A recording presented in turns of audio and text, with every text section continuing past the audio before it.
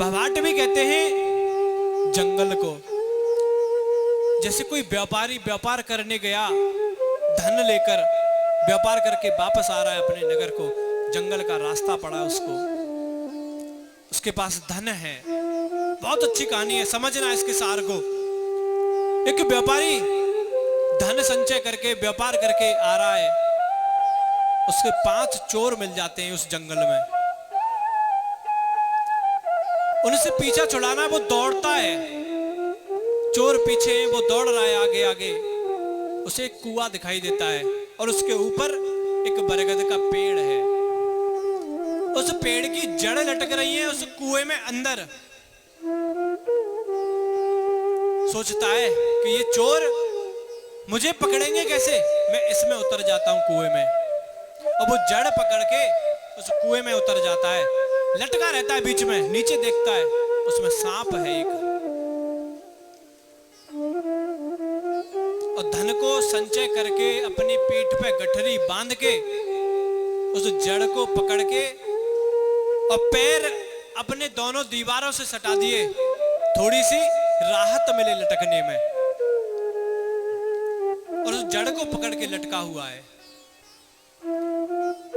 और इधर वो चोर ढूंढते ढूंढते उसी कुआं के पास आ जाते हैं, देख लेते हैं, उससे कहते हैं जल्दी ऊपर आ। लेकिन उसको उस धन को बचाने के चक्कर में वो कहता चाहे प्राण चले जाए मैं ऊपर नहीं आऊंगा। काफी समय हो जाता है, लटके लटके लटके लटके। उसे प्यास लगने लगती है, देखता है तो प्यास लगती है ना, तो कभी कभी ऐसे अपने होठों को चाटता है, जीभ निकालता है। एक बार जैसे उसने जीभ निकाली, ऊपर से एक बूंद गिरी। उस बूंद को जैसे ही उसने अंदर देखा, अरे ये तो बहुत स्वाद बूंद है, ये किसकी है? ऊपर देखता है, ऊपर मधुमक्खी का एक छत्ता था, उसमें से वो बूंद निकल के गिरती है। वो देखता है, अरे इतना स्वाद, ऐसा तो रस मैंने कभी जीवन में नहीं देखा। अब वो उसकी तरफ देखता है, जैसे ही जीभ निकल वो बूंद गिरती है, कभी इधर जीभ करता है, कभी इधर जीभ करता है, और बस उस बूंद को ही निहारता रहता है कि एक और इसी प्रकार से वो स्वाद करता रहता है उसका। और 5 चोर उसको घेर के खड़े हैं। फिर उसको दिखाई पड़ता है 2 चूहे उस जड़ को काट रहे हैं ऊपर जिस पे वो लटका हुआ है। घबराता है, अब क्या होगा, लेकिन फिर से एक बार वो बूंद गिरती है, उसके स्वाद में फिर भूल जाता है। फिर निगाह पड़ती है कि चूहे जड़ को काफी काट चुके हैं, लेकिन फिर बूंद गिरती है, उस बूंद को पकड़ता है, उसका स्वाद लेता है और आंखें बंद करके उसके स्वाद में खो जाता है। फिर ऐसे ही ये क्रम चलता जाता है, चलता जाता है, चलता जाता है, और वो 2 चूहे उस जड़ को काटते जाते हैं, काटते जाते हैं, आखिर में काट ही देते हैं। नीचे गिरता है और उस सर्प का ग्रास बनता है।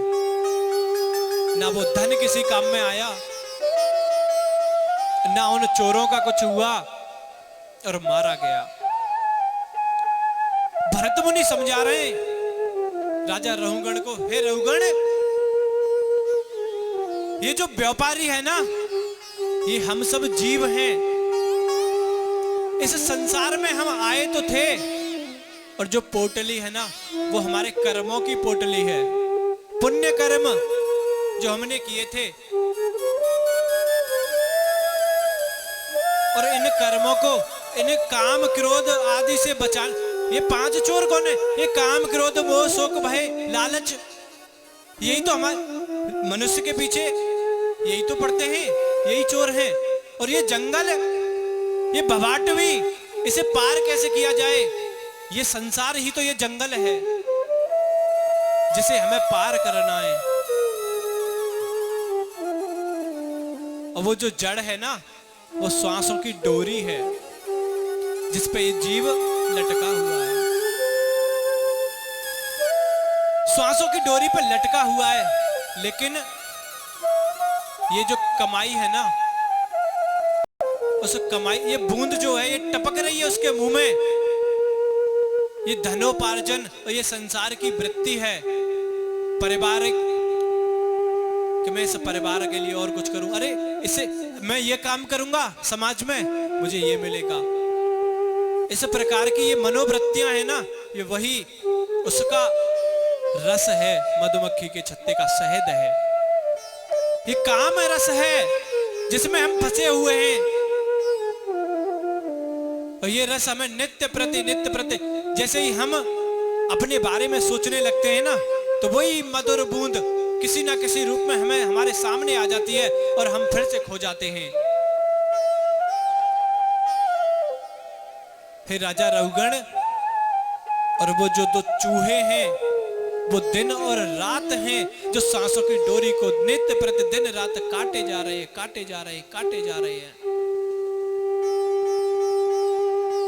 और जो नीचे कुआं है ना, उसमें जो सर्प है वो काल है। हमें पता है अगर हम गिरे, काल के मुंह में ही गिरना है हमको। भवाटवी को उपदेश देते हैं कि अगर बचना है तो इन चोरों से बचने के चक्कर में कुएं में मत उतरो, ये और दलदल है, इसमें तुम्हें विनाश ही प्राप्त होगा और कुछ नहीं मिलेगा।